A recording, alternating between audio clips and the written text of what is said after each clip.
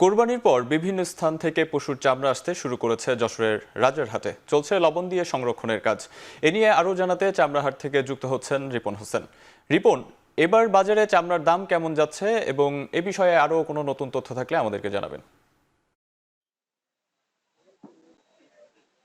সরকার যে চামড়ার দাম নির্ধারণ করেছে, বিশেষ করে গরুর চামড়া প্রতি বর্গ ফুট ৫৫ টাকা ৬০ টাকা, যেটি গত বছর ছিল ৫০ থেকে ৫৫ টাকা। তবে আমরা এই যে রাজহাটের যে বাজার রয়েছে এখানে আসছি, এখানে আমরা পাচ্ছি যে প্রতি পিস চামড়া ২০০ টাকা থেকে ৭০০ টাকা পর্যন্ত বিক্রি হচ্ছে। এবং আহ, যদি পিস হিসাবে বলি, সরকার নির্ধারণ ছিল কিন্তু ১,১৫০ টাকায়। সেক্ষেত্রে কিন্তু সরকার যে নির্ধারণের দাম রয়েছে তার থেকে কম দামে বিক্রি হচ্ছে আহ, এই যে বাজার রয়েছে এখানে। এবং খাসির যে চামড়া রয়েছে ২২ থেকে ২৭ টাকা প্রতি বর্গ ফুট নির্ধারণ ছিল সরকারি। এবং বকরির যে চামড়া সেটি ২০ থেকে ২২ টাকা নির্ধারণ ছিল, সেটি কিন্তু বিক্রি হচ্ছে এখানে ৫ থেকে ১০ টাকা প্রতি পিস চামড়া।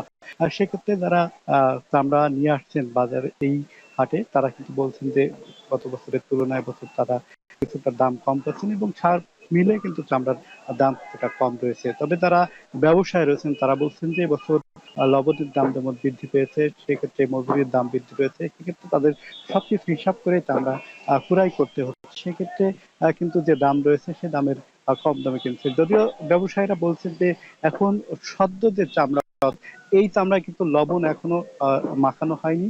আর সেক্ষেত্রে দাম যে সরকার নির্ধারণ করেছে তার থেকে কম দামে বিক্রি হবে। এবং এই চামড়া কিন্তু লবণ লাগানোর পরে যে সরকারের নির্ধারণ যে ৫৫ থেকে ৬০ টাকা, সেটি নির্ধারণ থাকবে এবং তারা টারানি মালিক রয়েছে সেখানে বিক্রি করবে। সব মিলে চামড়ার হাট কিন্তু আরো যে সপ্তাহে রয়েছে শনিবার, সেখানে জমজমাট হবে। তো এই ছিল এখান থেকে আমার কাছে সর্বশেষ খবর। যশোরের চামড়ার হাট থেকে যুক্ত ছিলেন রিপন হোসেন।